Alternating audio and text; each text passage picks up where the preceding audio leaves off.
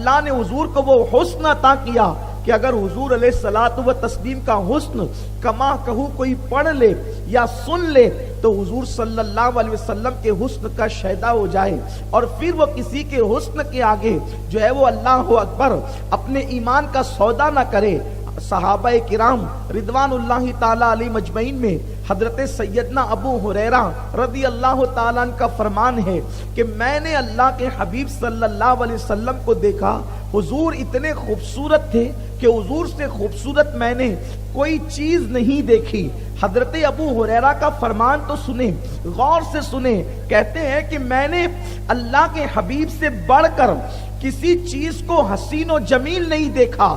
آقا کریم صلی اللہ علیہ وسلم کے حسن کو دیکھ کر ابو ہریرہ یہ نہیں کہتے کہ انسانوں میں کوئی حضور صلی اللہ علیہ وسلم جیسا حسین نہیں، بلکہ فرماتے کوئی چیز حضور صلی اللہ علیہ وسلم جیسی حسین ہو ہی نہیں سکتی۔ یعنی اللہ اکبر، سیدنا ابو ہریرہ حضور کے حسن کو دیکھ کر کے بتا رہے ہیں کہ چاند ہو یا سورج، ستارے ہو یا سیارے، کوئی چیز حضور علیہ الصلوۃ و تسلیم کے حسن کے آگے کوئی حیثیت ہی نہیں رکھتے۔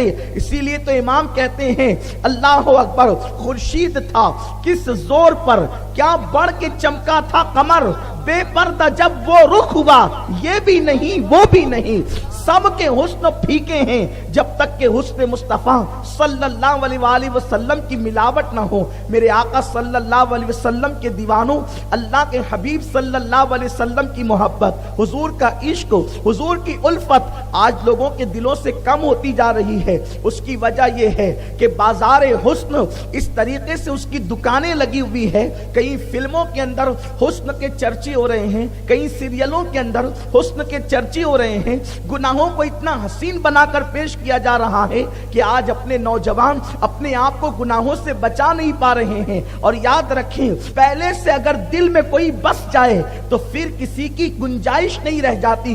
اسی لیے اللہ اکبر، میرے آقا صلی اللہ علیہ وسلم نے اپنی امت کو پیغام دیا کہ اپنی اولاد کے دلوں کے اندر نبی کی محبت پیدا کرو، اس لیے کہ جب تم اپنے نبی کی محبت پیدا کرو گے تو حضور صلی اللہ علیہ وسلم کی محبت جب اپنی اولاد کو تم سناؤ گے تو اس وقت حضور کے حسن کا تذکرہ بھی ہوگا، اور جب حضور کے حسن کا تذکرہ ہوگا، قربان جائیں میرے آقا کو اللہ نے کیا حسن عطا کیا تھا۔ صحابہ کہتے ہیں اگر اللہ اپنے محبوب پر قرآن نازل نہ بھی فرماتا تو حضور اتنے خوبصورت تھے کہ لوگ حضور کا صرف چہرہ دیکھ کر کے مسلمان ہو جاتے۔ میرے آقا علیہ السلام کے پیارے دیوانوں، حسن حضور کیا ہے؟ ایک مرتبہ حضرت سیدہ عائشہ صدیقہ رضی اللہ تعالی عنہ نے عرض کیا، یا رسول اللہ صلی اللہ علیہ وسلم، میرے ماں باپ آپ پر قربان، حضور یہ بتائیں کہ آپ زیادہ حسن والے ہیں یا یوسف زیادہ حسین تھے؟ آپ غور کریں، حسن یوسف کتنا مشہور ہے۔ حسن یوسف کے متعلق آپ نے سنا ہے کہ عورتوں نے حسن یوسف کو دیکھا تو پھل کاٹنے کی بجائے وہ اپنی انگلیاں کاٹ گئی، اور حسن یوسف سامنے ہونے کی وجہ سے ان کو احساس تک نہ ہوا۔ حسن یوسف وہ ہے کہ پورا مصر حضرت یوسف علیہ السلام کے حسن کو خریدنے کے لیے آ گیا، حسن یوسفی کو تو خریدنے کے لیے آیا تھا، حتیٰ کہ جو بے حیثیت لوگ بظاہر تھے، جن کے پاس کچھ تھا نہیں، وہ بھی حضرت یوسف کے حسن کی قیمت لگانے کے لیے آ گئے۔ میں یہاں پر آپ کو اب حسن مصطفیٰ سمجھانے لگا ہوں۔ میری قوم کے جوانوں کو پتا ہونا چاہیے، ہم جس نبی کا کلمہ پڑھتے ہیں وہ روحانی طور پر تو بہت بلند ہے، لیکن جسمانی طور پر بھی ان کی کوئی مثال نہیں ہے، وہ بے مثال ہے جسمانی طور پر بھی۔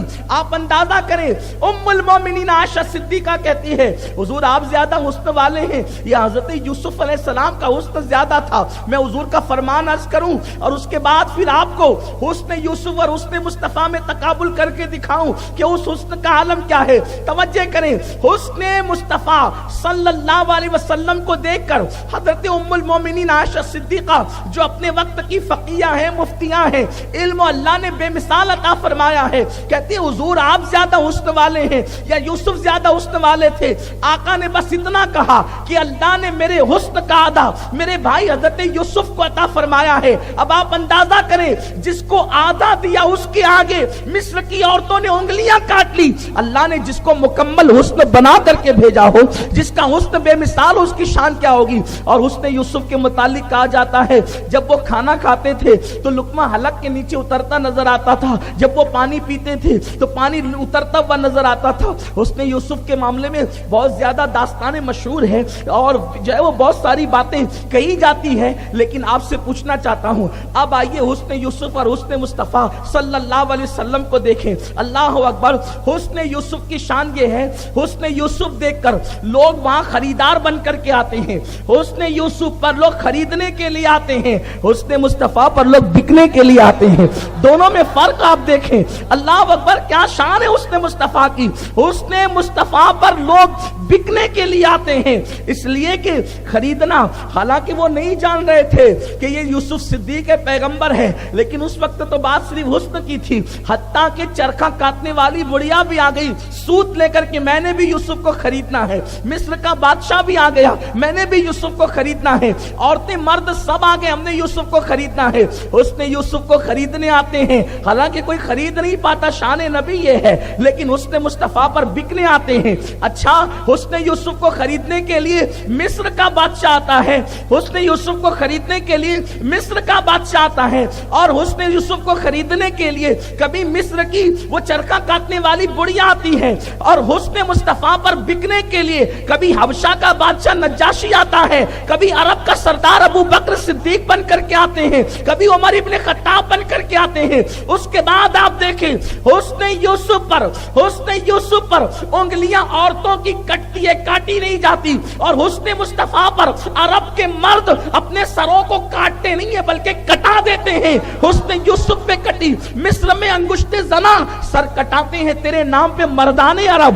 مصر کی عورتوں کی انگلیاں اور عرب کے مردوں کا سر, کیا دونوں میں تقابل ہو سکتا ہے؟ اور پھر وہاں کٹی اور یہاں کٹا دیے گئے. اللہ اکبر. حسن مصطفیٰ کی شان ہی بے مثال ہے. میرے آقا صلی اللہ علیہ وسلم کے دیوانوں, بہرحال آقا کریم صلی اللہ علیہ وسلم کو اللہ نے اتنا حسن و جمال عطا کیا تھا کہ حضور صلی اللہ علیہ وسلم جیسا دنیا میں کوئی نہیں. ایک مقام پر حضرت عائشہ صدیقہ نے پوچھا, یا رسول اللہ آپ زیادہ حسن والے ہیں یا حضرت یوسف؟ تو آقا نے فرمایا, عائشہ حضرت یوسف کا رنگ گورا تھا اور میرے حسن میں ملاحت ہے, میرے حسن میں نمک ہے. میرے پیارے آقا صلی اللہ علیہ وسلم کے پیارے دیوانوں, آپ اندازہ کریں, یعنی حضور علیہ السلام کی خوبصورتی میں یہ تھا کہ آقا کریم کا جو رنگ تھا وہ جو ہے وہ سفید ہونے کے ساتھ ساتھ اس کے اندر سرخ رنگ کی ملاوٹ تھی. یعنی جس کو آپ کہہ سکتے ہیں کہ سرخی مائل حضور علیہ السلام کا چہرہ بددہا تھا, اور اس میں حسن زیادہ ہوتا ہے, اس میں خوبصورتی زیادہ ہوتی ہے. آئیے آپ کو بتاؤں, حضرت مولائے کائنات شیر خدا علی مرتضیٰ فرماتے ہیں حضور کے رخسار اتنے چمکدار اور چمکیلے تھے کہ اگر آقا کریم چاند یا سورج کے سامنے کھڑے ہو جاتے تو چاند و سورج حضور کے رخسار کے اندر اس کا عکس نظر آتا, دیواروں کا عکس حضور علیہ السلام کے چہرے میں نظر آتا. آپ سے میں پوچھنا چاہتا ہوں, یہ بہت سنجیدگی کے ساتھ بات کہنا چاہتا ہوں, آج کل میری قوم کے نوجوان چھوکرے بہت آسانی کے ساتھ ہوٹل پر بیٹھ کر یہ بات کر دیتے ہیں حضور ہماری طرح انسان تھے. اگر ان کا کوئی دامن پکڑ کر کے پوچھے, بیٹے بتا کہ حضور تیری طرح انسان کیسے تھے, تو وہ کہتا ہے کہ ہماری ناک بھی ہے, حضور کی ناک تھی, حضور ہمارے بھی گال ہے, حضور کے بھی گال تھے, ہمارے بال ہے, حضور کے بھی بال تھے, ہماری آنکھیں حضور کی بھی آنکھیں تھی, ہمارے کان ہے, حضور کے بھی کان تھے, ہوئے نا ہم برابر برابر. یاد رکھیں یہ بہت بڑی بے ادبی کی بات ہے, کیونکہ مولائے کائنات شیر خدا علی مرتضیٰ کہتے ہیں حضور کے رخسار ایسے تھے کہ اس میں چاند و سورج کا عکس نظر آتا تھا, دیواروں کا عکس نظر آتا تھا. آپ مجھے پوری دنیا کے اندر کوئی ڈھونڈ کر ایسا بندہ بتا دیں کہ جس کے چہرے میں کسی کا عکس نظر آتا ہو, آپ مجھے بتائیں تو صحیح کہ کوئی بندہ ایسا بھی ہو.